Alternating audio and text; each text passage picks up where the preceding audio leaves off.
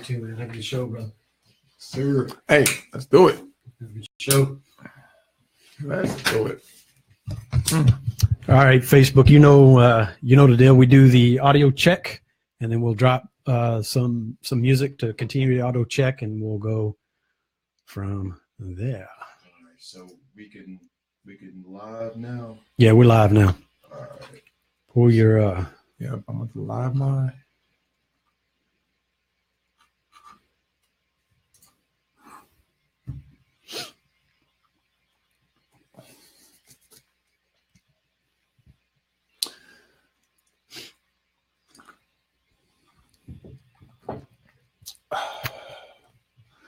hang tight with us, Facebook and YouTube. Yes. Sound check. We live. And YouTube. Yes. Test one, test one, test one. Sound check. We live. And YouTube. Yes. Test one, test one, test one. Sound check. So that's the Facebook feed coming back through. Yes. So it sounds good. Did you share it?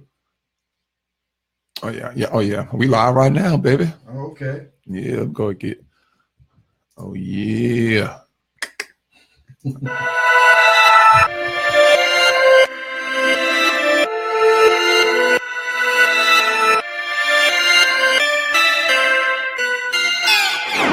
This is Scott. This is Colin, and we are Two Rational Bastards.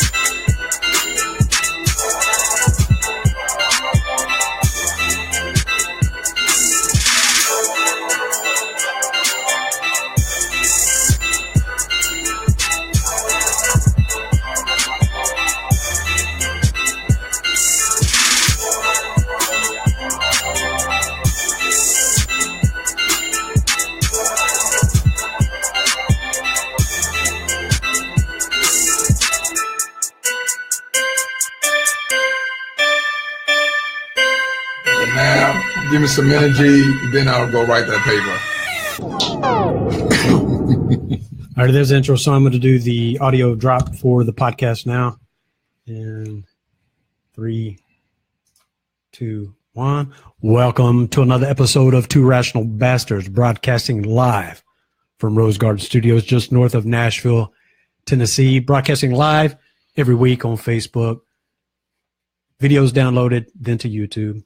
Podcast drops the same day, whatever day that is. I'm your host, Scott. It's Colin. Colin, my man, what's up? We got a special guest. I can't wait to get to him today. We've been chopping it up. Well, we usually get started a little bit early when we have a guest, but this case, we spent so much good fellowship time with this phenomenal human being right here. He's man, I'm so inspired. I'm gonna go out. I'm gonna do something today. We should. He's have, so inspirational. yeah, I know. We should have, like many times, like we talk about, we should have recorded the pre-show. Oh, stuff, my God. man. It was phenomenal. He's like, Colin, here's what you do, man. So basically, the other day, what you're going to do is you're going to flip that over and turn it around, and you're going to be right back in the game. I'm like, yeah. Man, I turned 2 backflips and started doing the worm on the ground. Yeah. I ain't done the worm for 20 years. So let me welcome Gary Buckles. Thanks for joining in, man. Thanks for the comment on the audio. Jesse James, thanks for coming in. And we've got a few more people that I can't see right now. Did you text Wade? Wade told you to text. Did you text Wade? I'll do that whenever we're doing some introductions here in a minute. But anyway, so Colin, a couple things, man. I finally finished Ozark. Oh, damn. Dude. Oh, my God, man. What a show, man. God, that show. I can't wait till the new season comes out, man. Dude, I'm sick and tired. Dude, I watch these shows, and I'm sitting there waiting for them to come out. I go on Netflix. Look at that. Oh, look at that. Nah, I'm just It's like too waiting. long. Like, why does it take so long? It's such a damn good show. I'm telling, we've said this week after week. You got to watch the show. I mean, it's so well written. Bateman does such a great job. Bateman is amazing, man. Like that dude, like I believe him. Like he's a comedic actor, but to watch him like that, like when he was begging for his life, he goes, hold on. Yeah. Oh my, I was like, oh, he's gonna kill him. Well, you know he's a star, but they don't kill him. Well, like that part, like the part where he's like, well, I had a plan. Why didn't you share? You were pulling off my toenails. It was hard to focus. Yeah. It was just so, I mean, it's such a well done show. And It so, is. so now, of course, Walking Dead is, you still watch it. Wish you would watch it with me, but that's okay. I'm sorry, I know man. you'll I'm binge sorry. watch it. And then it'll be like this. It'll be already like you say. I done watched it a year ago. I don't forget what it's about. Like you with Ozark. I don't know. But I it's don't good. even know what Ozark's about. This season, this season of The Walking Dead has it goes back to like the first couple of seasons. Very, very well done this year. So it's exciting. So my son and I started watching Stranger Things. Oh, yes. So I heard about it. so after we watched the first night we started watching it, episode 2 was what we got through of season 1.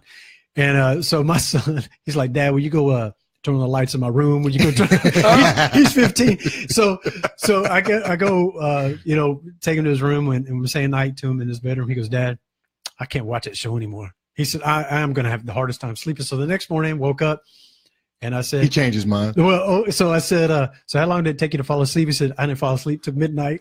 And he said, but tonight I want to try to watch 3. I'm like, what? You said you don't watch it anymore. I knew it, man. So you can't stop, man. It's good. So now we're almost done with episode 3 of season 2. Right. This is where the people from Cali have come in, the brother and sister, and she's introduced into this. Dude, it's so awesome. It's so good, man. Awesome. It's so good. And again, we're gonna blaze through it. Mad Max. Yeah, Mad Max. And I like they introduce themselves. She goes, yeah, I know you don't know us yet. You mean the stalkers? Man, we weren't stalking. We're just watching that. There's a lot of bullies in the school. I don't know.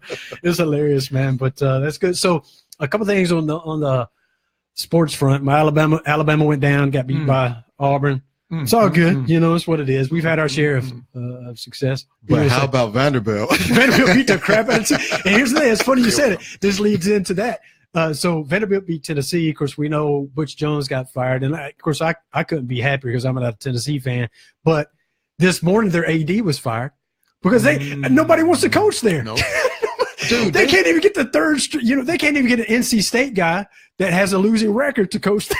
Man, it's hilarious. I wouldn't want to be on blast on that roster either, man. Like on that program either. And then the local sports people are talking about, well, if they hired Lane Kiffin, if they hired so and so, well, what tells you that they would even want to come here? What if they hired him? They may turn down the job. Exactly, as they did. Yeah, I mean, I'm not going up there and this shit. That's too much. That's you're coming from the bottom, and you just at the bottom. Is that the song?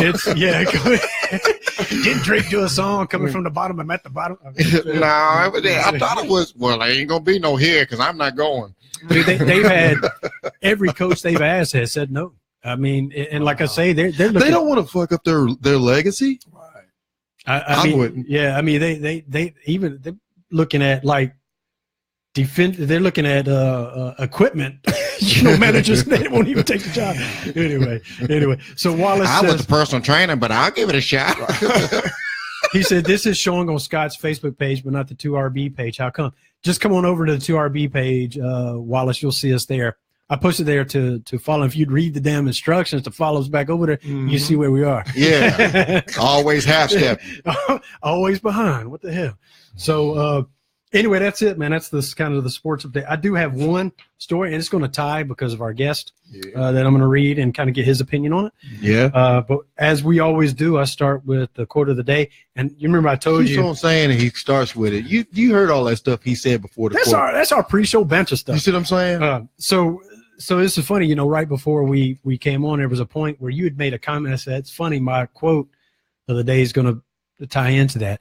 And this was something that I wrote a year ago that pops up on my Facebook memory. Goal setting is a journey, not a process. A beautiful thing happens during that journey. We transform and become exactly who we need to be to achieve those goals. So anyway, that popped up today, and I just thought it was funny. I like it. So it was right along the line. We like I said, our guest was pretty much up on a soapbox. Now, the other day, I was like, oh, shit, say something else. but in our banter, we were talking about a lot of people look at failure as a thing. Failure is not a thing until you stop. Yeah. And, you keep going and going and going. And if you've reached wherever you've gone, you can't look back and say, I failed here and there and the other. That was just part of the process. It was just part of the steps you had to take to get to where you are. And without those, and I put in quotations, failures, you wouldn't have known what to do with the success once you got there, right? Because you wouldn't have had that as an example of what not to do. So I don't know, man. Like I struggle with that. Like I will stop. Yeah. And it's one of those things where we're also talking to surround yourself and marinate yourself around the proper people. Our guests, you, Scott, and the people that are around me. If you put the wrong people in your life, you will stay in that path of staying the same. And if you're trying to change, then the same's not going to do it. So I love that I know you, and I know that I love Scott. That I know Scott, and I love you both for being a perfect example of that aspect of my growth that needs to happen, for being an example for that. Yeah. I want to thank y'all for that. Oh, man. I've told you all along, man, we've talked about this on air and off air. You're in my life. You stretch me and challenge me to be a better version of me, right? Because the examples and things you do, and you challenge maybe a thought process I may have, or I'm doing, you say, hey, wait a second, but what about this? We talked about, okay, you enlighten me and help guide me where I need to be. So, right. So it's mutual. It goes both ways. It's weird. Like where I'm strong, you might have like a little level area, and then where I'm clearly weak. Scott, okay, I'm gonna go ahead and say, I'm gonna turn your mic on. I'm gonna go ahead and put you on blast. Scott was over there. He types about 75,000 words a minute. He's supposed to block off this segment. He's like, I was like, man, you're supposed to block this off today. He said, shut the hell up, motherfucker. I'm trying to do something. I'm like, what are you doing over there? He's like, I went ahead and sold that 1.5 million houses the other day. I was like, what? Right. He's like, man, I ain't never heard him type. It's like, sound like a machine gun going off, about 10 machine guns going off simultaneously. I was like, man, you gonna misspell a word over there? I'm like, gone. It was funny. So Wallace said, today isn't 2 rational bastards, it's 3 badass beasts. Oh, okay. So here's what I do. I got this story. Usually I would read the story, but this would make more sense. Introduce him in because it's going to tie into him. Absolutely. So why don't you do an introduction, and then Terrance, what I want you to do is then just kind of introduce yourself as well. So Colin kind of have his thing. Yeah, it's just going to be a light introduction. We have Terrance here today. I didn't know that when I met this man. Golly, was it 5 years ago? Yeah. 2012. Yeah. I was going through a transitional period and going from having my personal training studio over into going back out into the world of I'm going to train people or go back into management. And here I go, man. I'm going over the goals, and I'm like, oh man, I don't want to do this shit, man. I've been doing this shit on my own, man. I don't want. So I go out there, and I go in, and the guy actually was just like, well, I've been watching, man. I was wondering if you want to be trained to be a director. I was like, I don't want to be no damn director. Just let me go out there and train them, man. I ain't trying to. So I go out there, and I was decent at it, like I'm a likable guy, I guess. I go up to, hey, you know what you need? And it's like, man, if you don't get the hell away from me, I know what you're trying to do. So I'm out there doing that, and then I go from there to being trained to go over to be the director at the location where I met Terrance. Yeah. I walk in, this big old gargantuan man. He's out there, he's working out. He's jumping up on the boxes and on benches and running around. I'm like, man, if he don't sit his ass down somewhere, he's like, hey man, I need 6 more people to come over here with me and do this with me. I'm like, I'm not. Next thing you know, I'm over there with him. I'm running in place, dropping down like I'm about to run a drill on football. You don't know why you're doing it, but you're doing it. I'm just like, he talked me into. But I say all that to say this. Terrance has been one of those types of people that can influence you for the right thing without you even realizing it. Like it's not someone coming up trying to sell you. No. That's what I hated about that job. Like you go in and they try to teach you the psychology of being a salesman. Yeah. And you no one buys, they're sold. Yeah. And I hated that, you know what I mean? And he doesn't sell you or anything like that. It's your decision. Yeah. He goes in and he taps on what you want to do. Like not what you want to do in a sense of you want to do it, but to do that thing that's uncomfortable that needs to be done to get to where you want to go and where you want to be. And I'm like, I've only met, maybe 5 people like that in my whole entire life. Because most people, like Scott, when he sells a house, he's helping the people whether they use him or not. Now, who does that? Well, that's what I saw in you. And I know that your mentor, I'm not going to mention his name, but I didn't get that feeling from him. You know what I mean? And it surprised me when you said he was your mentor, because it's almost like you went in and you took all of these things that is going to help you to be whatever, and then you kept all the stuff that needed to remain and made it work anyway. So I just wanted to say that I'm gonna let you do your introduction, man. But I wanted you to hear that aspect of it, because I know you didn't know that I thought that. No. But that's one of the things that I noticed about you, like your integrity and your character was bar none. And I'm even more honored now, because what I knew about him was that and how funny you were and how charismatic you were.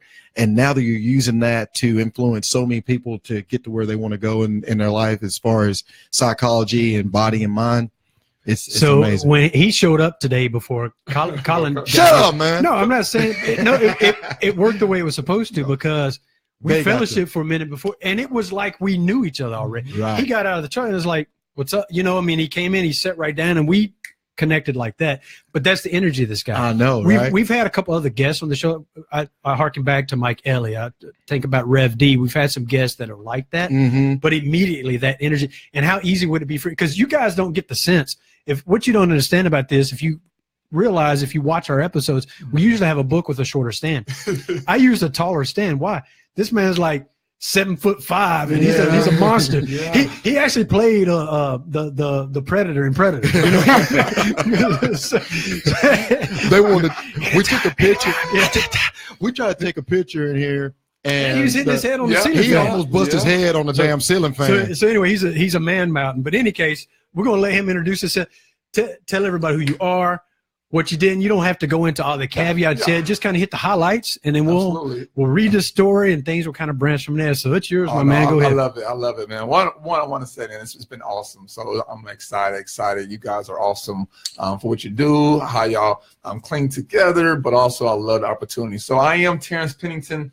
My background from California, so what's I understand about the California love. This is the real NWA, right? So, yeah, absolutely, right. So that's Negroes with yeah, pretty much. So basically, from LA, football was something that was instilled in me from my father. He's a Cowboys fan, unfortunately. Yeah, good man. Good man. Good man. So a Cowboys fan, so we instilled football into me. So I played football all my life, went to college, went to the NFL, it was a blessing, was at the top of the top. And then, as you know, some things are not forever. Yeah. And I fell all the way down to the bottom. So went through a hard time, depression. I mean, you got to understand playing football every day. And you think it, you eat it, you sleep it. So it was like losing a loved one, right? Every day. So when it was gone, took it from me, it was like, what do I do now? So I lost, never had a job, never had a resume. Went through a bad time, depression, believe, what else can I be great in? So I had to really start over with a lot of people struggle with, and I had to climb back to the top, and I'm still climbing, right? Because I don't know what the top is, but I'm still climbing. So now I teach people how to grow, how to change thoughts, emotions, lost 100 pounds myself. I am a weight loss author, wrote a book about my depression. So I just try to lead an example, be honest. I feel honesty is the first step to greatness, and I want to be that example of honest, the good, the bad, and the ugly. And absolutely. And don't let him fool you guys. He actually started in the NFL. Yeah. So a lot of guys say I played in the NFL. You may not know. He actually started, and injuries cut your career short, right? Yeah. Played 3 different teams, right? Who were you drafted by? Well, it's funny. Drafted by the Buffalo Bills, Atlanta Falcons, and the Giants. But I mean, if we're gonna be honest, I wasn't supposed to be in the NFL. Yeah, I'm one of those stories where I only played 3 years of football before playing in the NFL.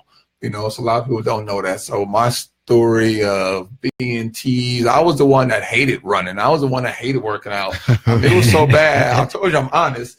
It was so bad where I faked like I fainted one time just so I wouldn't do conditioning, okay? So I'm that person that hated So football. you down on the ground like looking around? And it's funny because when I'm gonna tell the whole story. So we had conditioning, and again, I was the big kid. I was the one that was the last one. I was the one that maybe more than half the time didn't finish the conditioning. So during the day when we had conditioning, when we had a bad game, and I knew on Monday it was going to be hell, that whole day I can't eat. I have anxiety. My stomach hurt. And I'm like, when you hate school, it was my only time where I was like, it's 1 o'clock already. Like I never been like to where I hope school and class will last forever. So we're going to practice, and coach is talking, man, y'all horrible. I'm gonna run this shit. So I'm like, oh. So we're stretching, and I'm trying to think of a way. How I told you, I've mastered how to get out of things. That's one thing I mastered, right? I had to change that. We'll talk more about that. So I'm stretching, and I knew when I had about 15 minutes, I got to make a play. So I'm like, okay, you know what? I'm gonna feint, because I've been hearing about guys big fainting, right? So I'm gonna use that. So the thing is, we're going through stretching, and you have that scare, like I want to do it, but you scared. So I'm like, okay, I'm gonna do it the next stretch. The next stretch go like, well, I do it the next stretch. And I'm like, T, you got about 3 more stretches. You better make a decision. And that time came, I'm like, you know what? Here it goes. And I just fell out. Boom. So I'm laying there, but it's funny. It's like a movie because, you got to act, right? Yeah. So I'm laying there, but you hear everybody talking. Terrance, you okay? So I'm laying there. I can't move. I'm trying to hold my breathing. I'm like, should I breathe or not breathe? And then they get me up, and I'm like, oh, what happened, guys? But then you got to be tough. It's football. You got to be tough. So I'm like, oh, no, I'm fine. I can still go run. So the trainer, no, I want to run, coach. I want to do it. Sold it. Yeah. So I should have got my academy. So, yeah. So the journey, right, we all have our ups and downs and crazy points in doing the journey. But, yeah, man, it was awesome ride. But I'm definitely one of the stories where it's like, hey, if he can do it, I can do it too. Well, what's funny about that is you got these guys that, I mean, worked their whole life to make the NFL, Yeah. and they can barely make the practice squad. They're doing everything, and you're doing everything you can not to play, Not you play. start in the NFL. That's hilarious. Yeah, you know what? It should be a book like how I fell my way to the NFL. Something like that, right? Like I'm telling you. So your playing weight was what? So my playing weight about 325. My max weight was 338. Yes, we have a max weight that we have to be. Oh yeah, Scott, you gotta understand. Being a big guy, like I could look at a Whopper and gain 5 pounds. Like, that's my body. You walk by. Yeah, and gain 5 pounds. So yeah, so I could look at a Whopper and lose 5. See, so that was me. So yeah, in NFL, I'm 325.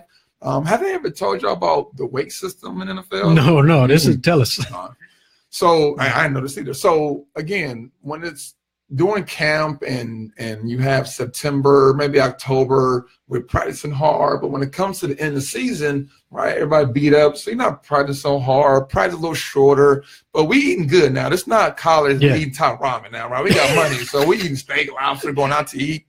But it's interesting because I hope that NFL don't kill me. Because during lunch, we'll be having mac and cheese. You having all kinds. I'm like at Big Mama house. Like, how are we athletes? So my max weight was 338. So every Thursday we had weigh-in. Thursday morning. Oh my God. Thursday morning. Yeah. So you got to understand all the big guys, right? So the night before we wouldn't eat. And you go in the morning, you see all the big guys in the sauna. You see the big guys trying to change the restroom. All the big guys. Yeah, right. So 338.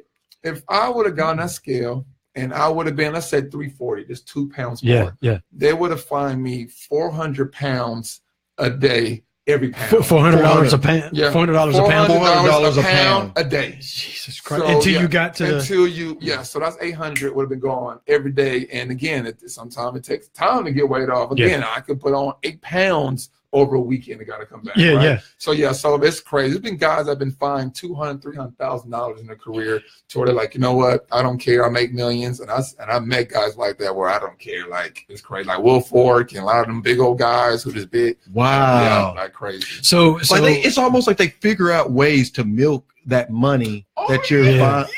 Well, as we know, money's a motivator. So running you grown. I'm not going to run you. So I know if I get in your pocket, you're going to act right. So yeah. So Absolutely. what was the most you paid out for being overweight?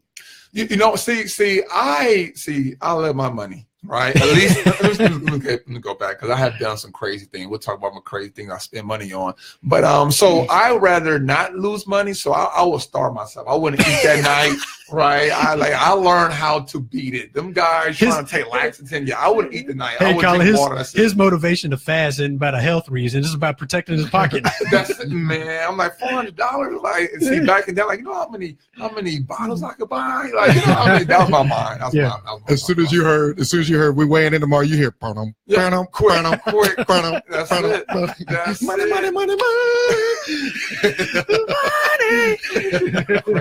Crazy, man. Crazy. Wow, I didn't know that. That's crazy. Yeah. I mean, you hear about the fines, like they finally lifted the celebration. The celebration. And they got some corny. So can we talk about that for a second? Yeah, there's some corny celebrations. Like you ain't gotta celebrate just because they lifted the ban. But you know about those things, but those little things like that, like that sounds unethical. So for like for example, a running back, Eddie Lacy was having a hard time when he was with Green Bay, like his weight. Well, I mean, what is it for a running back? No, it's across. That's the what board. it is. So it's also for guys who struggle to keep the weight on. So we used to have small guys, and they'll come in a girdle. They'll put like a little roll of quarters in a girdle, keep the weight. Like it's real. Like because again, you have both sides, right? So there's a bottom and there's a top. What's the bottom? Well, it depends on your position. It depends on body fat. So it's either body fat percentage or your weight, right? Little guys, your body fat probably won't change. More weight for them, of course. Yeah. But mostly the big guys who had a bigger struggle. Yeah, man. Because Eddie Lacy, like he came into camp a couple years. He's like 300 pounds. Man. yeah, huge, big. I ain't know if he was playing D-line that year. Or well, and he could still move too. You're like, God dang. They ain't a linebacker want to tackle him. No. So that explains. We were talking about this. I think it might have been offline. There was a quarterback that Jared Lorenzen. You remember him? University of Kentucky. He played for Kentucky. Right. 300. They called him the hefty lefty. The hefty lefty. I was with him with the Giants my last year. Yeah, he was with the Giants. Yeah. That's right. Yeah. So Hefty you know lefty. he had to pay some money. He was. I mean, he went to the not USFL, but like kind of like an arena league kind of thing. Yeah. And he was weighing like 325 pounds playing quarter. But he was the owner, or he was like the manager or something, and had to go in because the quarterback got hurt. Yeah, got hurt. And he's 330 something pounds running, and he was moving. Dude, he was fast, man. He went up and blocked the dude, ran past the dude he needed to blocked the dude, and ran in with him. I was like, he was talented. How fast is that big old? And I really think, I mean, I don't know. I'm obviously not a coach or a GM in the NFL, but I think if he could have kept his weight line, he may have been at least a quality backup player. I think he would have been. I think he would have been a starter, man. He looked good to me. Yeah. He plays some good ball. But any case, so let me read this since it kind of ties and kind of get your opinion on it. What we got? NFL has reportedly struck a 7-year, $89 million donation plan with player activists. The deal commits more to social causes than even breast cancer awareness and salute to service months. So a day after several NFL players publicly split from the Players Coalition, a group turned nonprofit representing those who have protested injustice on the field, the league has reportedly agreed to donate $89 million over 7 years to address social issues considered important to African American communities, namely education, criminal justice, law enforcement reform. After a furious reaction to news that the Players Coalition had reportedly split, NFL Commissioner Roger Goodell spoke with unofficial coalition leader Malcolm Jenkins of the Philadelphia Eagles. Or Eagers. Yeah, that too. What followed was an agreement on the 7-year donation plan, which represents the NFL's largest contribution to social issues, surpassing that of salute to service or breast cancer awareness, crucial catch. In some eyes, the partnership also represents the most substantial result of league-wide protests to date. The agreement is the latest proof that NFL players' peaceful protests started with national anthem kneeling by Colin Kaepernick in 2016 and coinciding with community engagement and listening sessions in 2017 sparked conversations and now action regarding social issues. Word that NFL players and owners have reached an agreement in principle on a joint plan to address social justice issues in black communities represents a major win for players, the league, the players, the causes they support, and the principle of free speech. If confirmed, this positive outcome offers powerful testimony to the potency of visible, bold protest in driving forward social change. So, with that, all this stuff that the man that currently occupies a seat in the White House, trying to dictate whether players should or shouldn't do. We had a whole episode on this. Whether you stand or kneel, it's your right. Whether I would do it or not, that's not a discussion, but you're right. That's what they fought for. So do you think the timing of this, is it too late, or does the timing even matter at all? Is it, hey, they finally did something? Because now some players are coming out and saying, hey, I'm not going to protest any longer because now you're taking us seriously. So what are your thoughts on that? I mean, after hearing that, if you're still playing the NFL, you probably still have connections with guys that you played with. Right. What's your thought on that? From being an NFL guy, it's always a motive. So, it could be where I'm trying to do this to shut them up, or I'm trying to do this to make us like us, or I'm trying to do this so Papa John guy could be happy and get his pieces back. So there's always a motive. But what, $89 million, I mean, for how much they make, they're like, we give them that, make them happy, shut them up, but we're going to make so much money in the back end. So with the NFL, they're so smart, so strategic. So it's hard to know, like, if their heart is really good, or are they trying to influence, manipulate? It's just tough for me to know what's real, what's not real, my opinion. But whether it's real or not, I'm pretty sure a lot of people that were in the civil rights movement, I mean, you're not going to keep marching if the laws pass. The result or the outcome is still the same whether you were exactly. You know what I mean? Like, I don't really think that I'll probably get slaughtered for this, but I say something every week. I know every week.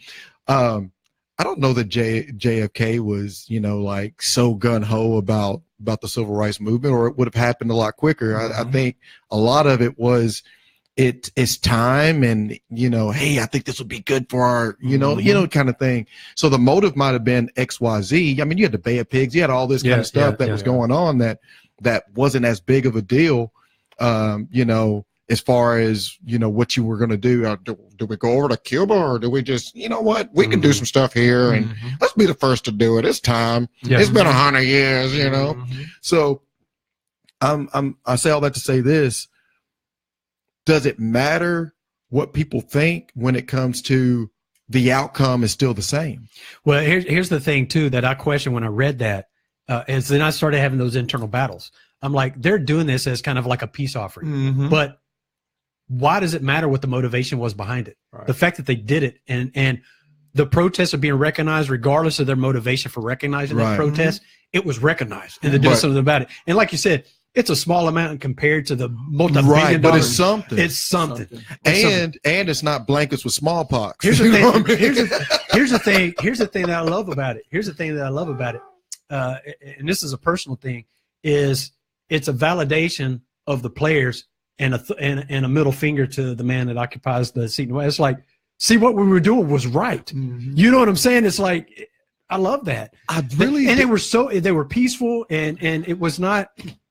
They weren't going out and marching with flames like the cake white supremacists. The white supremacists, that were good people, by the way. They were good people, by the way. Doing those kind of things. It was a peaceful kind of thing. There was no, you know what I'm saying? And that was more effective than the hate groups and what they've been able to do. Well, what really annoys me. And I don't care. Oh, I'm sorry. One other point. Go ahead. And regardless, and we know this to be true. All those comments and things that are occurring had nothing to do with the flag and disrespecting the flag or our military. It was all about a racial divide.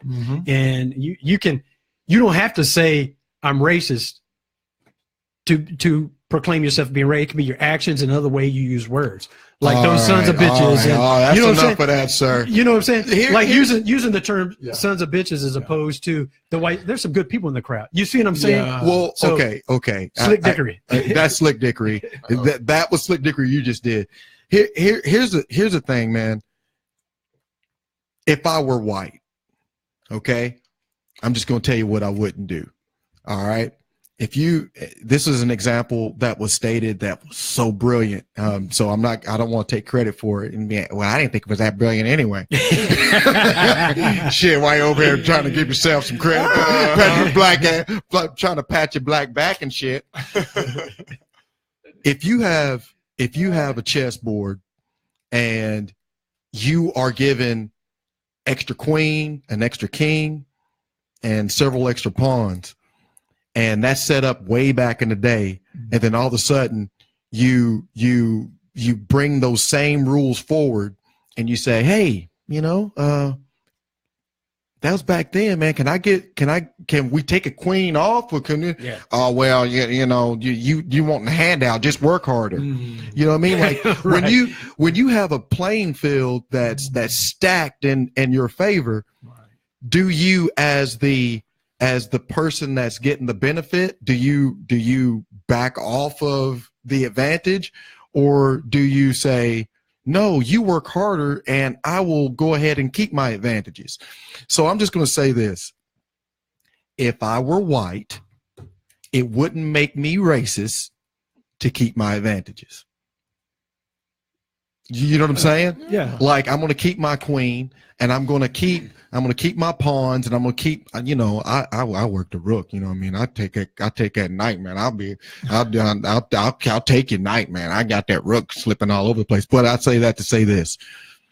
At the same time, I wouldn't denounce your disadvantage.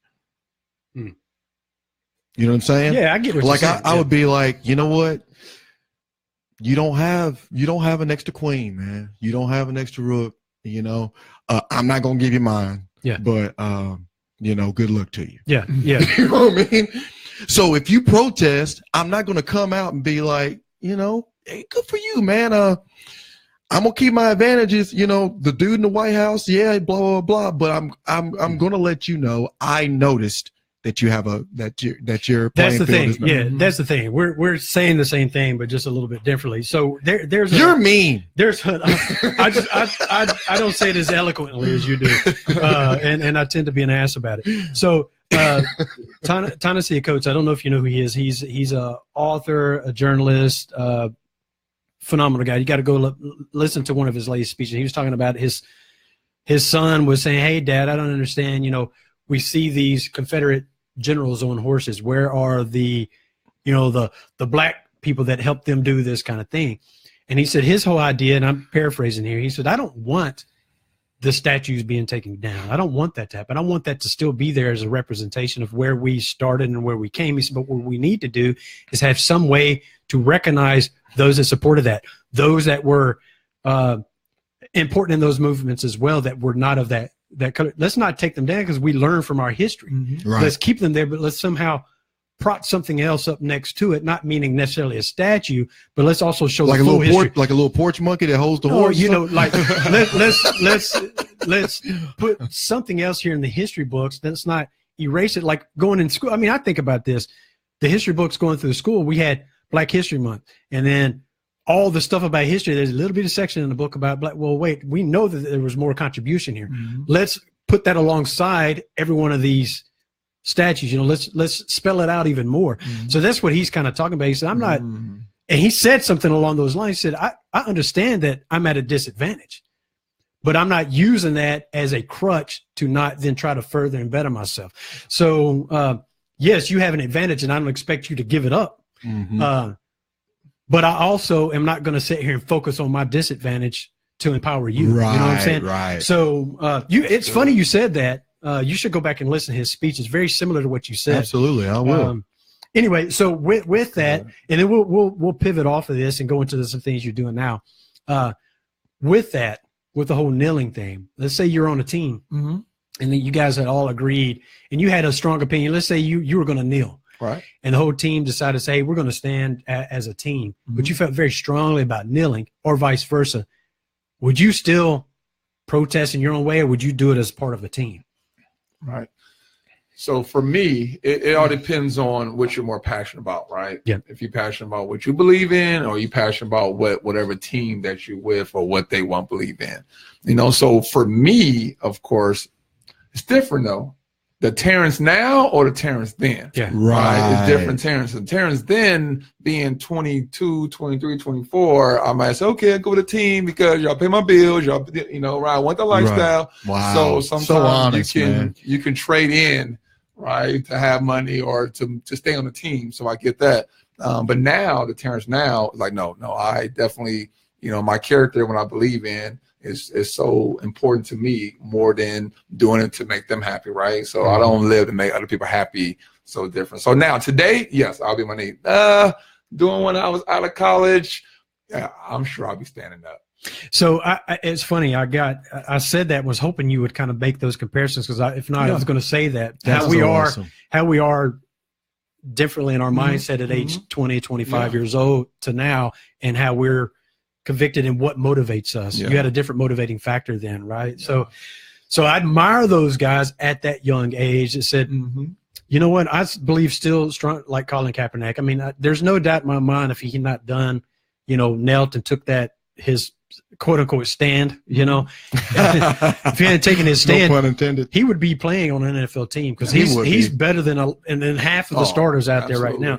But it was, imagine that, his age. Like you said, most guys that age are going along. Yeah. Because, hey, I don't want it to affect my money. Yeah. But you guys, those guys that just said, no, I believe strongly in this. And I admire that, because look what we've got now, an $89 million donation to social causes, so. Well, he did it when it wasn't popular. Exactly. And that's why I admire him. Like everybody that's doing it now, they got the someone did it first.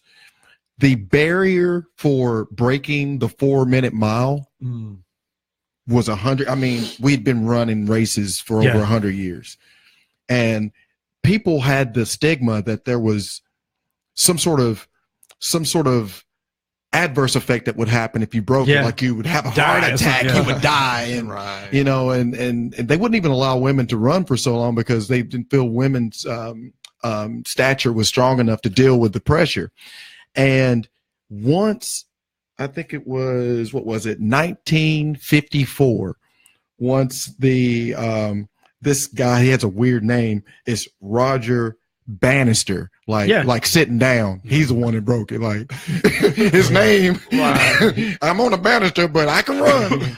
But he broke it barely. Like he broke it it was 3.594. Like it was like barely broke it. Like just a gnat would have hit him on the forehead. He'd have been too slow. Now it's the normal standard. Like if you run, you've got to break it. On top of the fact, it's 17 seconds lower now. Like where it is now is 3.431. So I say that to say this, man. He did it first. He did it. He did it, and it's the standard now, And he's gonna take the brunt of how hard it was and this and that and the other. But everybody that comes after him, I'm not saying this is insignificant, but it's not going to have the same impact. We were talking on past episodes about the sexual misconduct and how this one guy comes out and says that Kevin Spacey did something, and everybody just jumps on his back. And I'm not saying it wasn't true, but he jumped on his back and believed him. But then you have Corey Feldman that's been saying this for over 20 years. That was pretty much the horror of the industry. Like everybody was in on it, and everybody knew about it. And it was him coming out, and Barbara Walters. I hate that bitch. Barbara Walters was just like, you're destroying an industry. Bitch, did you hear what he just said? He was raped at 14 years old. Yeah. Like, you don't care? You worried about the industry? I can't believe she's still on the radio or on TV. I'll beat the shit out of her. But anyway, man, did he say something about Barbara Walters? I love her. But he did it first, and he's still not being heard. Yeah. And then you have people coming in now that's doing this Me Too. It's comfortable. It's easy now. So thank God, we've shined some lights on some things, but the people that come first don't always don't always reap the benefits of the spoils. Well, you're talking about, and real quick to tie into that, you think about how it was, nobody can break the 10-second 100-meter thing. I mean, it was, and then one person did it, and now everybody hits 9.7, 9.8. Getting below a 4.40. Now people are kind of getting 4.3s, 4.2s. Exactly. You know what I mean? So it's the mindset and somebody breaks it, and then it can be done. We can do it. Yeah, that's what it is. So let's pivot off of that for a minute, and let's talk about some of the things, how you transition to the NFL, trying to I guess put yourself back into the social kind of world, the life of not being in the NFL and not playing in more of that kind of money that you have and that status and the recognition. To now you're like a civilian. Man. you know what? I'm gonna tell you the time when I knew I was like, I'm a civilian. When I was working in a gym, and it was Labor Day. It was Labor Day weekend, and usually Labor Day weekend is the weekend before the season starts. So Labor Day weekend, usually you're partying, you're out, you just broke camp, right? Preseason. And I remember I worked on Labor Day. On Labor Day, I'm in the gym, and I'm sitting there, and the gym is empty. And I'm like, wow. All my boys hitting me, send me pictures. Man, we out, man. I'm like, this is real. This is in the real world. It was just last year, I was out hanging out, partying in Vegas. So, yeah, so it was those moments, or it was even times where I couldn't even watch football. Yeah. I couldn't watch football the first year after I came out. I had a lot of hate. You start hating on guys. Why are you still playing? I'm better than him. Why are you still, because a lot of just anger inside. Sundays was my errand day because my parents love sports. So that was my day where I had to stay busy, right? Hey, let's go. Oh, I got this to do. I got that to do because I couldn't watch it. It was just so painful. So that year after football, I couldn't watch football. It was crazy. So it was a tough time, man.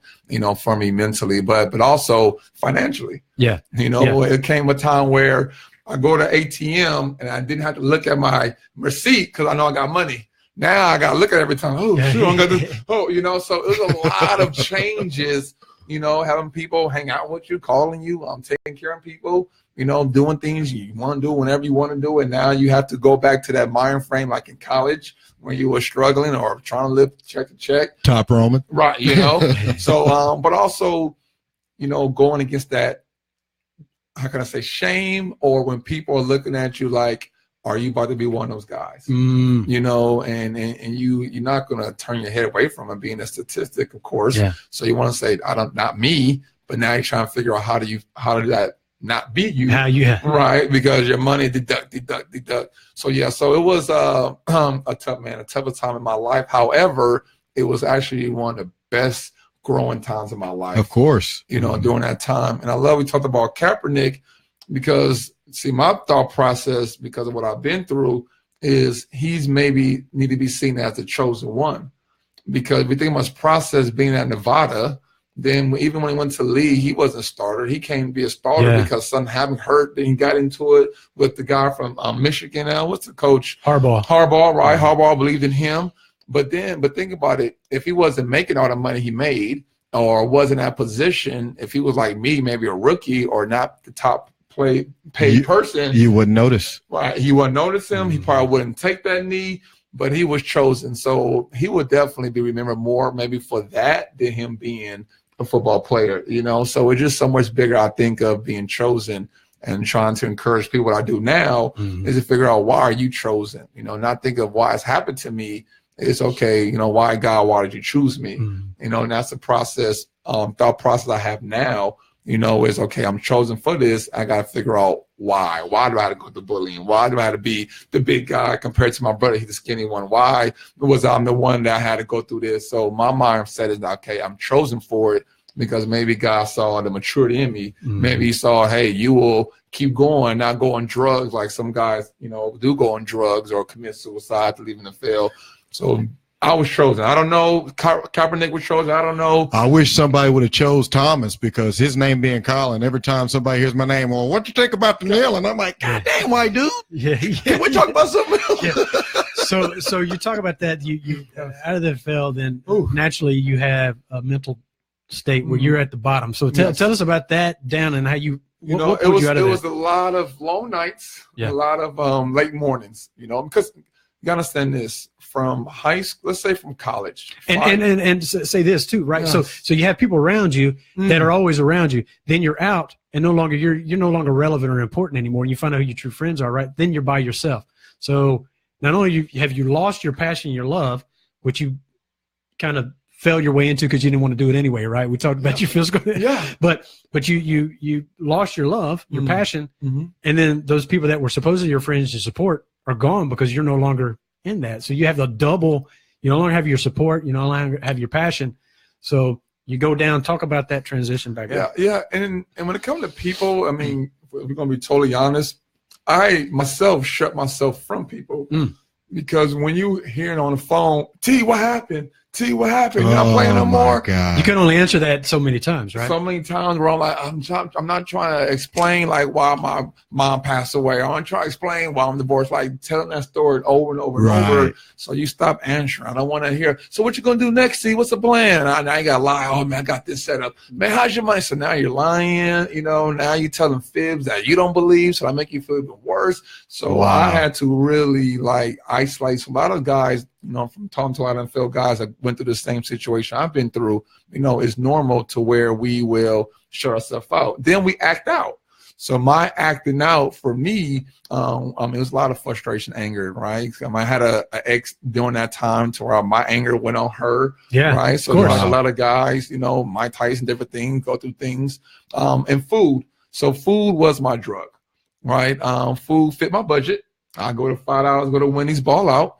And Wendy's, you know, food was open 24/7. So that was my escape food, you know, and that's when I gained a lot of weight. Got to like 370 to where I was just depressed and miserable. I didn't want to wake up. You know, I didn't know what to do. I didn't have no schedule no more.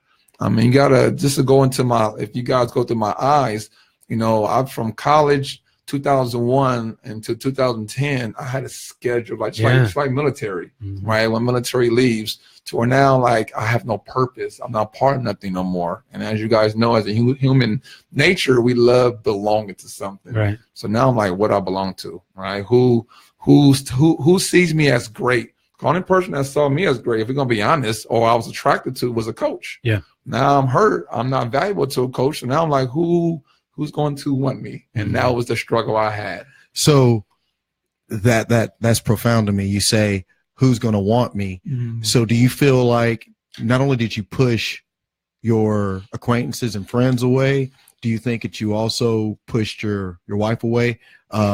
Real quick, it took me a long time to admit, and that's why I like how you're so transparent, and I'm not trying to put words in your mouth. I'm speaking for me right now. I was super young and dumb. You were talking about earlier, you might not have kneeled back then, but you would now.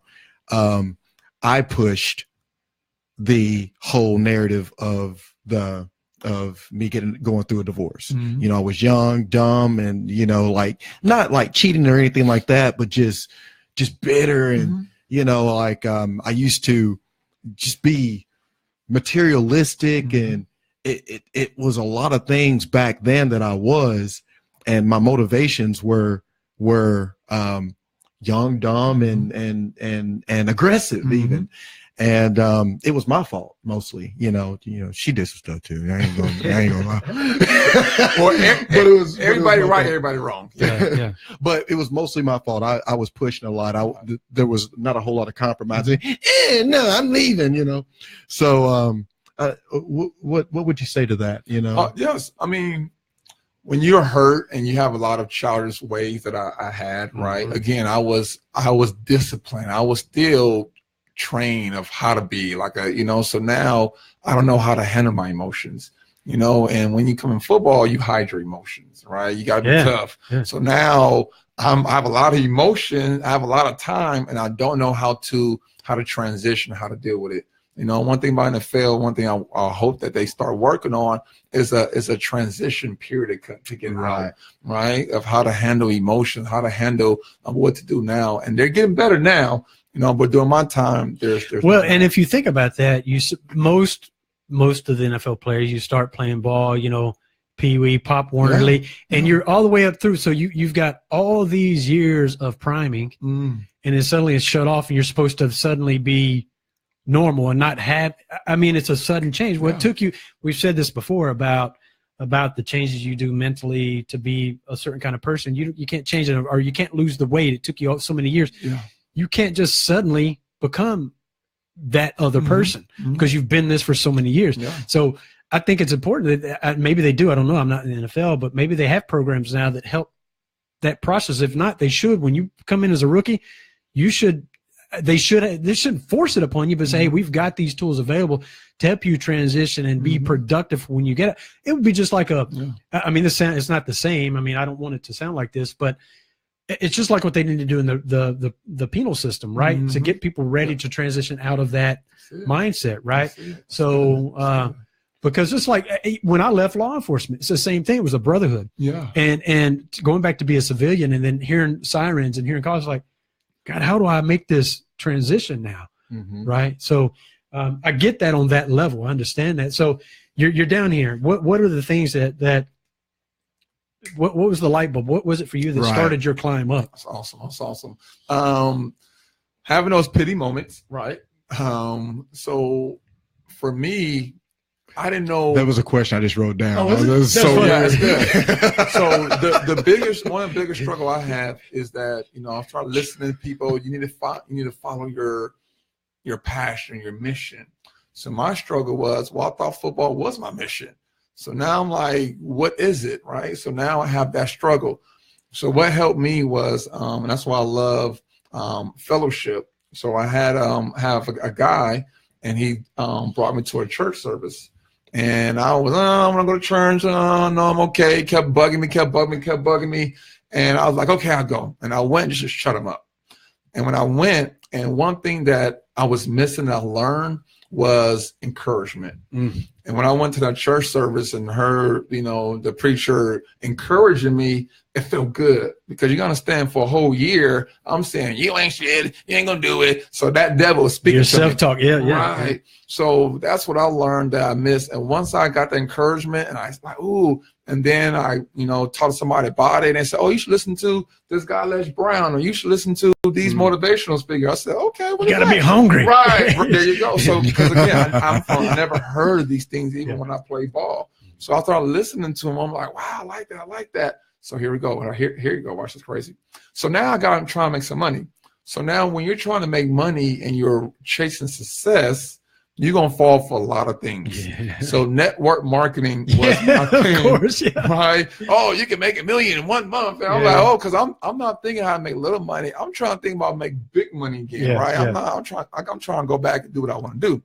So when I did network marketing, the blessing in it was they really teach and preach development. Yeah. So they started to put books in front of me, and I'm like, oh, I'm not reading this. Like, I read in school. Yeah. So, but I knew that I wanted to make money. So now I was humble enough to say, well, let me crack open this book. Yeah. So when I read actually my first book, Think and Grow Rich, that changed my whole perspective of how I see myself as success.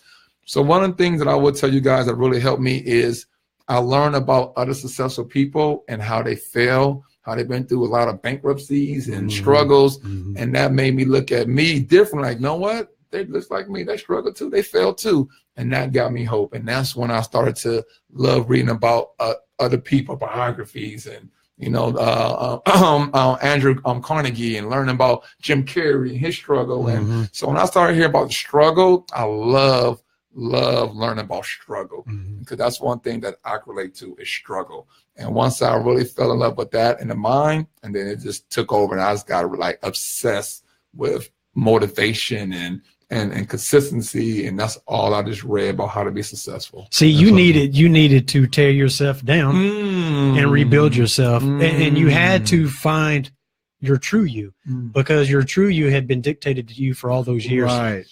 That was what you thought was you, because everybody else was telling you it was you. You had to find yourself at the bottom, right? And that's what you did. So now this is you. This is what you're supposed to be and what you are. So you took that, you took all that education, all that passion, all those things that you read, all that inspiration, and you pivoted that. What did you parlay that into? What was your next? To get his weight off. Yeah. So one thing I preach this now. It says, if you want to, and Jim Rohn, love Jim Rohn. Yeah. Said if you want to attract success, you must become more attractive. And that spoke huge to me. And I sat back and I said, okay, well, I need to be more attractive. So before this, I used to talk, you know what I'm saying? Shoe, heck yeah. No, I'm talking about shoe. Like as a football player, athlete. Yeah. So I knew there's no 500 company want a guy talk like that. No, you know, then also your appearance, how you look. I know people judge on you, right? Me being 370 pounds. So I had to change that. So I started to work on me being attractive. So I wanted to work on my weight loss. One thing I love about weight loss, while I teach weight loss, and Kylan can definitely understand, is that weight loss, what it does, it exposes your weaknesses. Yeah. Oh my God. Because again, I struggle with patience, and me trying to lose weight and not seeing that scale go as fast as I want, you know, planning. I never had a plan, and football did it for me. So now I had to learn how to. So weight loss actually helped me so much, because I had to work on a lot of weaknesses for me to get the weight off. The reason why a lot of people quit losing weight is because they don't want to work on the weaknesses, so they want to go back to what's comfortable, right, or avoid it, right? So the weight is the smallest piece in all of that, right? It's all the mental stuff that's tagged into that. Yeah, absolutely. The weight is this big. Everything else is the large. Yeah. Well, eating is a side effect, is what I teach, right? That's a side effect of what's the real problem, or what's the real trigger inside the root. So you're right, but I love what you said earlier. Scott was talking about the real me, because that's what the depression did for me. I got to figure out, what did Terrance like? What did Terrance like to do? You know, because again, we're influenced. Football will tell you how to act, how to think, how to be, your teachers, your mom, your dad, society. So when I escape, kind of like when sometimes some guys go to jail and they come back a whole different person, right? That was me. Like now my friends like, who are you? You talk different, you act different. Like this is me. Right. What I find funny about that is you didn't even really like football. You know what I'm saying? Like you didn't like the process. You didn't like any of it. No. You just liked the results of those pockets swelling up. The fruits of it. Yeah. You know what I mean? And it's so funny that even though you didn't like it, your repetition, all those laps, you became comfortable with it. And you became even better at it and good at it, and then it was stripped away. So a thing that was stripped away was something that you didn't even want in the first place that gave you the result you needed, that made you less, or I'm not going to say less, but you weren't as authentic. You know what I mean? You weren't authentic the whole time, and you didn't even know what your authenticity was, which is probably why you experienced some of those depressions. When and I hate going back to this. Why is this episode doing this to me? But my identity when I was married was her processes, because you know, being vulnerable right now, what Scott is good at and what you're good at is you're good at being proactive. You know what I mean? You're good at action. And when you're with someone that is really good at something that you're not, you'll just fall in line like you did. And we were super successful. I'm telling you, like 120, 100 and 130. I think our best year was $150,000 in my basement. In our basement. It was it was my damn studio. It was my idea. But it was her that knew how to do the taxes, and it was her that knew how to do all the proactive stuff. I missed the year that was it Drew Brees that used to play for he was with the Chargers and now he's with the Saints. Okay. It was that year that Brady came on and won the Super Bowl. Guess what I was doing? I was listening to it in the office, and she's in there. We got to get these taxes lower. I remember you telling me. Oh my God, I was you son of a bitch. So we had $10,000 that we had to pay in taxes. All right, and she said, "We can get this shit lower. We can get this shit lower." I'm like, "Why the hell are you acting like this?" I was just like, "Can we just watch some of the game?" Right. She goes, "It's so we can miss the deadline for $10,000, Kyle." And guess what we could have done? I was like, "Oh, here we go with this old shit here." She's like, "We could have got on that plane. We could have went down there and been on the motherfucking sideline with the players and everything for $10,000. Is that what you want to do?" Yeah, so I was like, I was like, that makes sense. Right. Oh, damn, let's do these taxes. So all night long, we're going through. We're down to $3,000. You want to pay $3,000 for a ticket? God damn. Psychological warfare on your ass. Yeah. We down to $500. You want to pay $500? You know what we can do? $500. Oh, Lord. So she had that process, not me. Right. So when we got a divorce, I was like, oh, what the hell? Do? What the? Oh shit! You know what I mean? It was that limbo there, because I didn't know me. I went from big mamas to mamas to big mamas to college to, you know, I met her, and then we dated, and then we got married, and then by the time that success happened, it was our success, and now it's getting to that part to where it's like, oh, okay. Here's your authenticity. Hi, Colin. I'm like Trump. What is it? Truman. Truman Show. The Truman Show. I'm on my own front porch looking at me like, hey, everybody. Yeah. And it's just it's awkward and it's weird, but it's worth that whole entire process to get to experience yourself. And to hear you say that, I'm like, oh, okay. Yeah, that makes perfect sense to me. So many people tried to fight against why they are where they are. So we talked about this, right, in an episode about meditation. I think it was the old show. Like when we meditate, it's like it may never be a perfect scenario. So like you're sitting and you think it's silent, then you hear like how I meditate. I envision it's weird. It's just what I do, and everybody has their thing. It's a triangle that has a blue kind of orb in the center of it that helps my mind focus. Okay, so it's silent. Then suddenly you hear a bird. like, God damn, bird is so distracted. And you hear something beyond that. Well, find whatever it is you're focused on, because it has presented itself for a reason, right? So the situation you're in is presented there for a reason. Stop trying to fight it, but try to work with it, because there's a growth in there somewhere. There's something that is meant for you to do. So we've hit this many times in the past. It's like you're going through a problem, like, God, I fucking hate this. Why am I going through this? Then you get through it and you get on the other side, like, damn, that was necessary. I'm glad that happened. So what you're saying ties into what he's saying. And I think that's what we try to, I think, is a core of a lot of things we talk about on our show. Is, who knows what's good or bad? I mean, exactly. There's something in that whole entire process. If you're uncomfortable, it's happening for a reason. That's right. If you're not uncomfortable, you wouldn't pay attention long enough. Yeah. You know what I mean? And I'm trying to tell you, to hear you say that was almost like an epiphany for me. It's just like, damn, like, I was in a codependent relationship. You know what I mean? That's good. That codependent relationship for you was those coaches and those players and that codependency for a lot of people. You know, I'm not going to speak for anybody but myself, but for me, it's that codependency is so elusive and it's got so much camouflage and it's so stealthy that you won't even realize it unless there's moments like this. But these moments like this wouldn't present itself had you not gone through that in the first place. That's right. I'm 43. Yeah.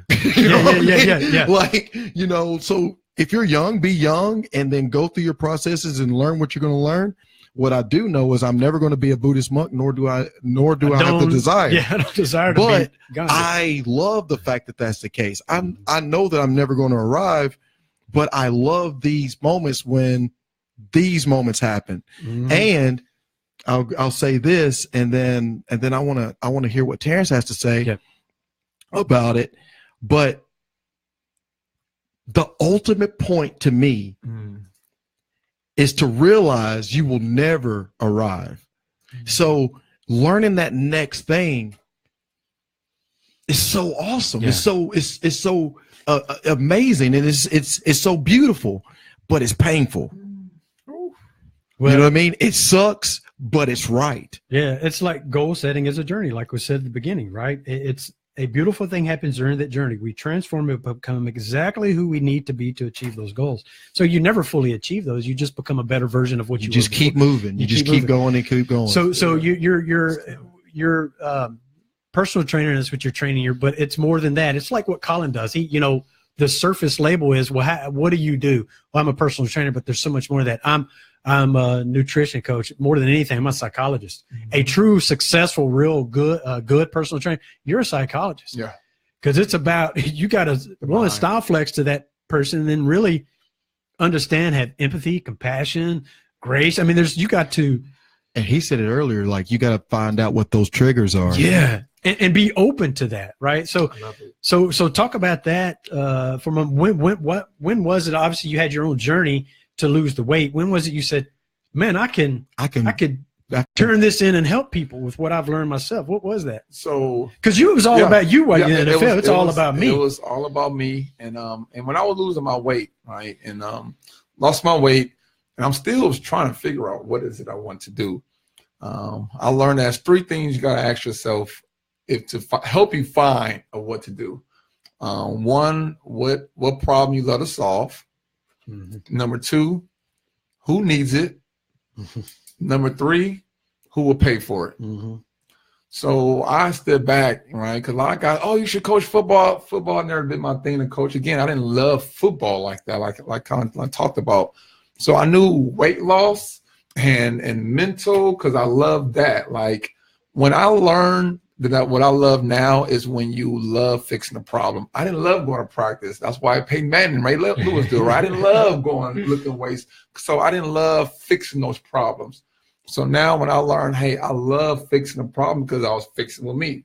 So when I got into it, and again, I knew I needed to make some money. And how I got into training, if you really want to know, I used to go to the gym because I was going to be a police officer. So it's funny, it's you're talking about that. because my mindset was, hey, it's like playing football. You're on the guys.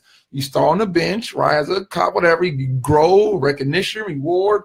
So I thought leadership. So I said, cop is for me, and I love helping people. So when I got into the gym, I was actually looking for a place to go hang out because I have not been out the house for over a year. And my mom, you ain't got the house, you always in the house. Go meet somebody. Is that how she sounded? Yeah, just like that. Nagging, Yeah, just right? like my mom. Just nagging. Sounded like my mom too. Right. So I remember like it was yesterday. I went to the front desk guy, like, hey, do you know where to go? It was a Friday. What to do? Hey, go in there, ask him, talk to this guy named Walt. He was the gym manager there. Talk to the guy named Walt. Talk to him. Yeah, man, we're going out tonight. We're going to go hang out. I said, okay. And that's when I met one of my mentors. So I went out, and I was not going to go. That's why how things happen. I wasn't going to go because I put clothes on. I wasn't all the way fit during that time, losing weight. Yeah. And I'm like, I hate the way my stomach look. You know, you're trying to find another fainting moment again, yeah, right? That's it, yeah. Right? So I went out, and then what I seen was, these guys are trainers. And what I saw was their confidence, how they held themselves, because that's what I wanted.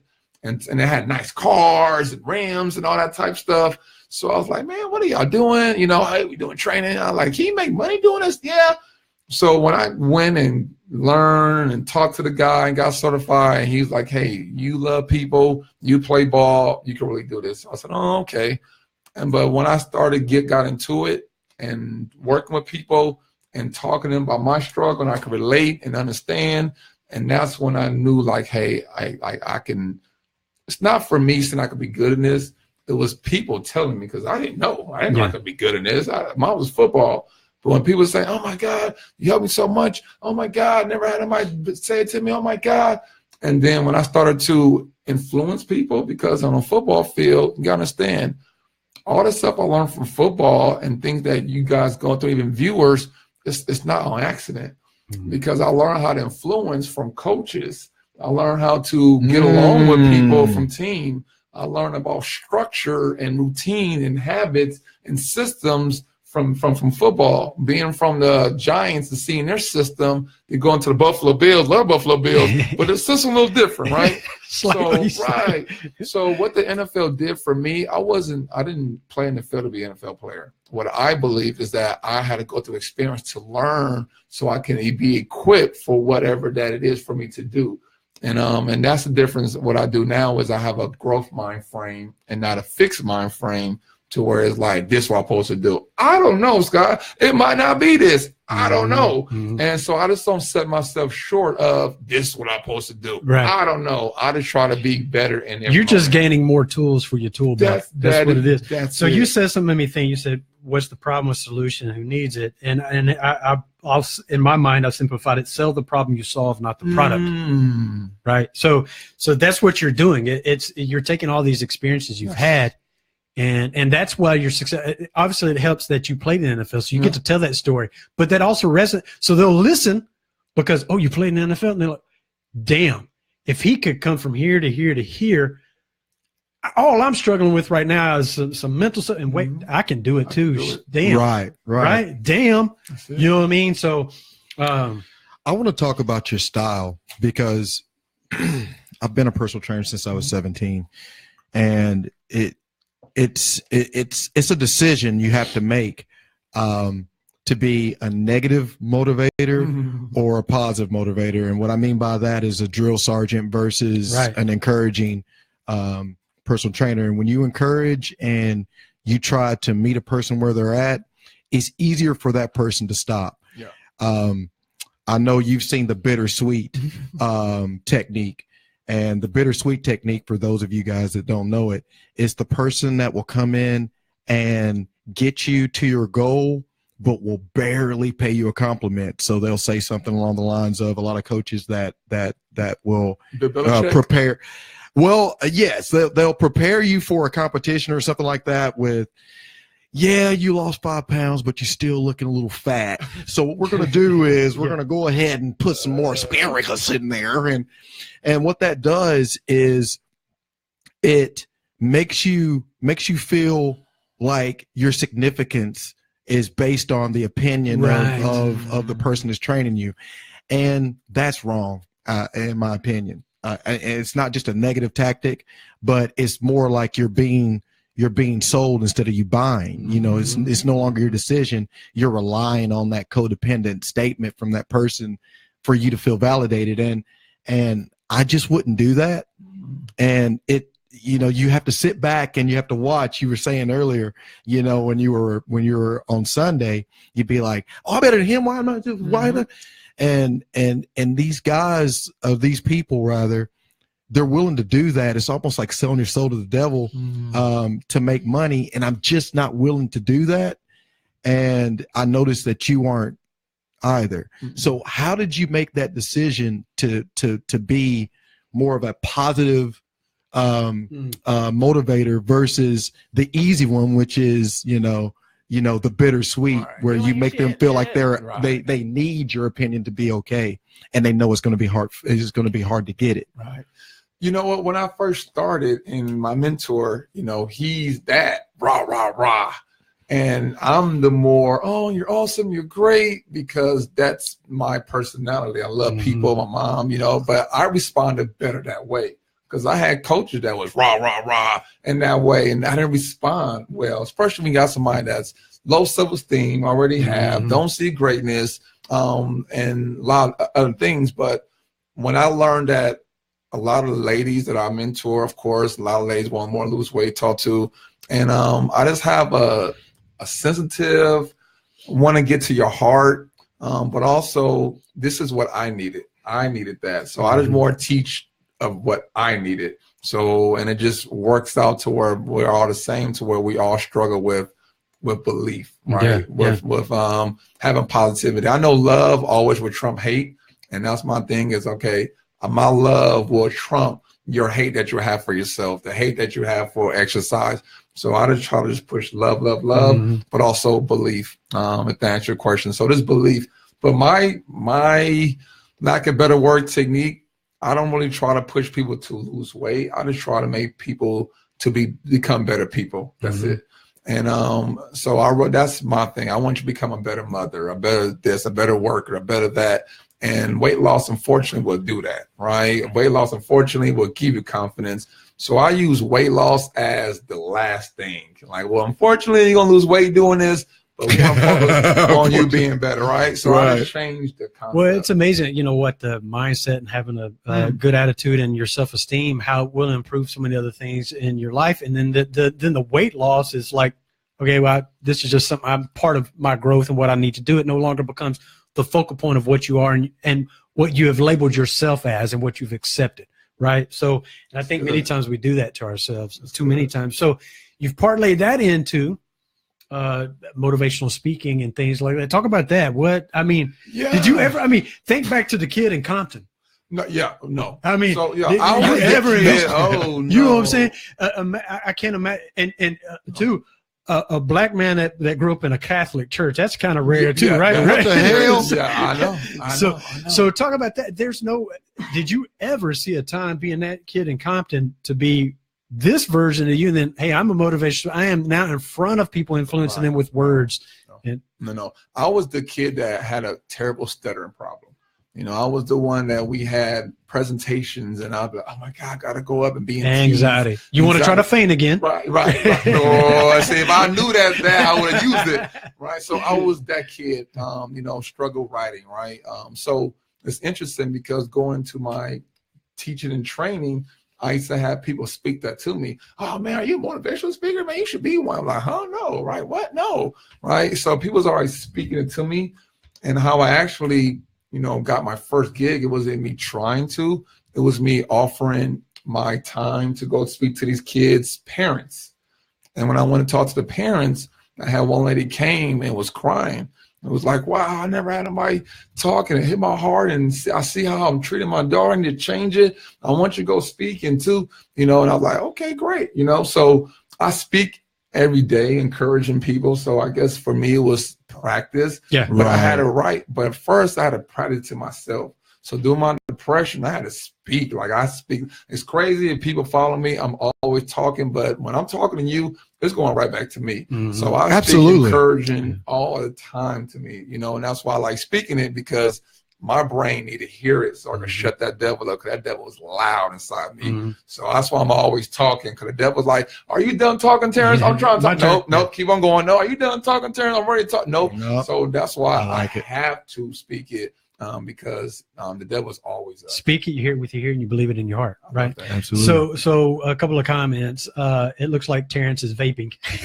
Yeah. So, wow, this show is so full of raw, real stories. Smoking. And then Wallace says, Terrance is so humble and always says the goal is not to need anyone outside of ourselves one day to achieve our goals. So, so that's. Well, I know we're running a little bit long. We typically do when we have a guest. Yeah. We have to get it all in. I'm interested in hearing some of your strategies. Is there anything that you can give the audience that could get them started? You know, if they you know, we're in the beginning of the year, so you know there's about 2 billion people out there just like, my New Year's resolution this year, damn it, I swear to God, I'm gonna lose it. So do you have anything? I love it. Yeah. So a couple of tips. First of all, you have to explore the deep why that puts you on fire. And there's two types of why. You have motivation, right? And just let the viewers know that's the reason to move, but that's outside. So when I hear clients say, well, I don't have motivation, I'm like, so you don't have a reason for you to move? You got kids, you got high blood pressure. But the problem is they have not found their inspiration, which is inside. So you have to ask yourself, who do you want to become at the end of it, right? Who do you want to become? For me, I want to become a finisher. I will start and quit. I want to become an example for my brother, because he will always struggle. And because I struggle, I want to show him what it takes to go, right? I want to become a businessman. I said, if I can't keep my own integrity, my own commitment, how would I do it with my employees or do it with, you know, with our customers? So I want to become something, just like why athletes will go through crazy football pain, right? I want to become a football player. So that's the inspiration why you run. The second thing is you have to become an unselfish thinker.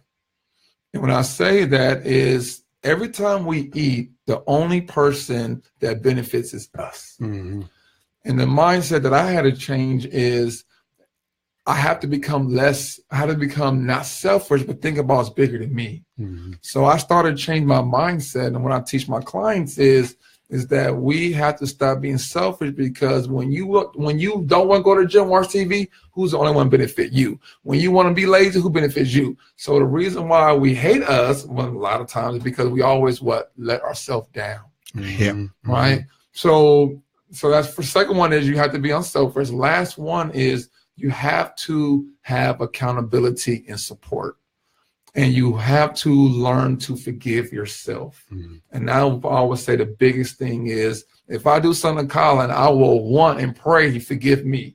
But the problem is we don't forgive ourselves. Absolutely. Show yourself grace, right? That's it. You know, we put ourselves in jail over and over and over. So I just want to let viewers know, hey, January 1st, you say I'm going to start. You don't start, forgive yourself. Let it go. Go on a second. You have a great week, right? Oh, my God, I did good. And next week you didn't do so good. Let it go. Just keep learning, keep exploring, and learn from others who are successful, and just be humble. And I was just humble through my process, where I was always asking questions, and I do it now. I'm always want to learn, because this is my thing. I'm gonna let you guys go. I'd rather cheat than repeat. That's my thing. I'd rather cheat off your paper and pass than be not cheat and think I know all the answers, and I write it down and I fail and I got to do the class again. I don't like doing that. So just being humble and forgive yourself, and just find the inspiration of who you want to become. The best time to start is now. It doesn't have to be somebody else's timeline, January 1. Right? That's the whole thing. Like January. I'm gonna start on Monday. You know what I'm saying? It's now. It's right now. You know, I love that. And I'm so glad you said that. I have a 10-minute rule. As an NFL player, what we learn is you go 100%. So if you guys see me work out, there's sometimes I go to the gym, I might just do 20 minutes. I'm not feeling it. There's sometimes I might do an hour. I don't try to be my 100% best, because it's unrealistic. So if you like, hey, I don't feel like going, feel like doing the crazy work, just go do 10 minutes, right? If you don't feel like, just do something at home, like just do something, but you'll be proud of yourself compared to not doing it. And then you talk mess about yourself, did it again, I failed, and that don't build confidence. Now tomorrow you in more pity. So I just tell people, just do something, 5-10 minutes. And if you not have your best today, cool. Tomorrow you will, because again, you said it's a process, a journey, and you're going to be as good as your average. So just try to raise your average. Colin, you're cheat instead of repeat. That's so funny, because that's basically what you're doing when you surround yourself with successful people. You know, it's you're in it, and you end up mimicking or being more like them. You're still in their success. You're getting that example, and you're looking on their paper. It's brilliant. I like that. I wrote this. You were talking about questions. I wrote not about the questions you ask, it's about the right questions you ask. So, for example, like what I'll train new agents that will come in, and I'll say, hey, when in that process, when you're talking to that potential buyer, ask them why they're moving, and they'll say, well, I want a bigger yard. The question that you ask will tell me more about that. Why do you want a bigger yard? You have to go deeper than that. Well, I want a bigger yard so my kids have room. Tell me a little bit more about why do you need a bigger yard? So you really get to the root of their motivating factor. When I was a kid, I had a big yard. Yeah, you could find out. You could absolutely find out. I don't need that damn big yard. Yeah, you could absolutely find that out. You could find out that, hey, growing up, my brother and I grew up on 4 acres. We had wood behind us. We had so many great experiences. I want my kids to see the same thing. And now my kids play PlayStation. They ain't been outside in 7 years. Now you found their motivating factor and what's real and what's emotional to them. So, and that's what you do with your personal training. It's like, why do you want to look? Because I want to look good in a dress. Well, why is that? Tell me why. And you get to the root, and then you build on the root. You find the pain point, and you build from there. So beautiful. Beautiful. I love how you did that. So typically what we do when it's Colin and I, because I know you've listened to all of our shows. Shut up, dude. So I typically give Colin. Colin has the last word because he's so profound. First, before he goes, do you have anything, Colin, you'd like to add? Yeah, this is pretty much inspired by Terrance, and I really don't like the term motivational speaker because motivational speaker is pretty much short term. We need to be motivated not to get bitten by a snake, but we don't need that same motivation to drive our car. Right. When you're motivated, it's temporary, and it's supposed to be. That's the point. When you're inspired, it's a gravitational pull to the thing that you're trying to achieve. And I think, we should coin, or somebody needs to coin, inspirational speaker, because if you're trying to motivate, your goal is to temporarily inspire or temporarily get an emotional, evoke an emotion, emotion in someone, and they be, oh hell yeah, and then they go back to their car and start cussing out their wife again. So I say that to say this. You also inspired this. You were talking about how people have that little chatter in their head, and that chatter is the ego always trying to find that label that you're supposed to be living up to and that you can't live up to. And you're constantly not living up to it. And then you have that chatter of your ego coming in with the whole, you're not good enough. Look, you failed again. You didn't get there again. And this is dumb. And when you start thinking about what you were saying by saying that's okay, you've said it's okay not to fail or the disappointment and this and that. You said it's okay to still love yourself. And one of the greatest principles Jesus, in my opinion, ever stated was love others as you love yourself. Because if you can't love others as you love yourself, the reason is you don't love yourself. You've got to master loving you before you can pass that on. If I love me more than anything else, it only makes sense that I can love you as myself. And at that point, I might take a bullet for you. Yeah. So I like that's your premise. And that's what I was saying to the audience earlier. I'd rather have you with your strategies, not even really strategies, but with your heart, coming in and giving me influence than someone was using the bittersweet. Granted, I will recant this. If you're motivated by someone, or or inspired by someone who is going to beat you down and get you to your goal, then that's your thing. That's your prerogative. But I just, for me, I don't know that you're going to love yourself at the end of that. You know what I mean? You still rely on this person's for your significance. So it gets you to your goal, but at what cost? So, something you say, Colin, that he inspired, that you just inspired me, is you only have the capacity to love other people at your current threshold of how you love yourself. So I just always think about that, and I think Rev D kind of actually had a comment similar to that at one point too. So go ahead on what he said. No, I love that, because people say, "Oh, you're a motivational speaker," and or a trainer. But that's the label that people understand when you right. It's so good. So I'm gonna tell you why. Because growing up all my life, people used to speak to me about something. All right, no, you're fat, you're slow, you're weak. I know that. So tell me how do I change? Tell me how. And you could speak to me, but teach me. So I love inspirational teacher, because I like teaching. I like to show you why and what and how, so you can go. Don't tell me what I'm doing wrong. I know that. So if I'm doing a rah, you like this, you didn't do that. Now, okay, cool. Now what? So for me, that was my struggle, was people always tell me what I am or what I'm not, but not teach me or be patient with me, or tell me or say, hey, this is what I've done. Right, let me show you how to do it. Right. But also spend time with you. Not get it overnight. You gotta have patience. You gotta have grace. And I always say that's the thing that I have, is grace for others, because how can I expect you to get it so fast? I didn't get it fast, but also we have different talents, right? So I definitely love what you said, and also it's having courage, and that's real courage to me. It's not run to a burning house and no, that's like superhero. That's like danger.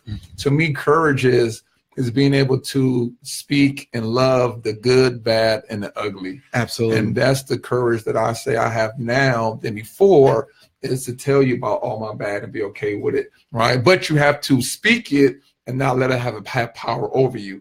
And once you can speak it, it got power over you. And that's what I want to do, is help people to unleash that power, or the chains, and free them. Not to be free, but free indeed, where I don't have to look over my shoulder and say, who's talking about me for me saying that, right? I'm talking about saying it to where you're like, and once you have that, it's totally different. Absolutely. Life. And that's what I want to get people, is that, okay, I could be me. So now let's go to work. All those experiences and those good, bad, and ugly is what make you uniquely you, and enables you to share that, right? So that's beautifully. I got one thing to say. Yeah, man. Yes, it's good, man. And again, we could have recorded the pre-show stuff, and that could have been a show. It's been great. Did we tell you? I told you it was awesome. Somebody says here, "Go Bills, Terrance." Yeah.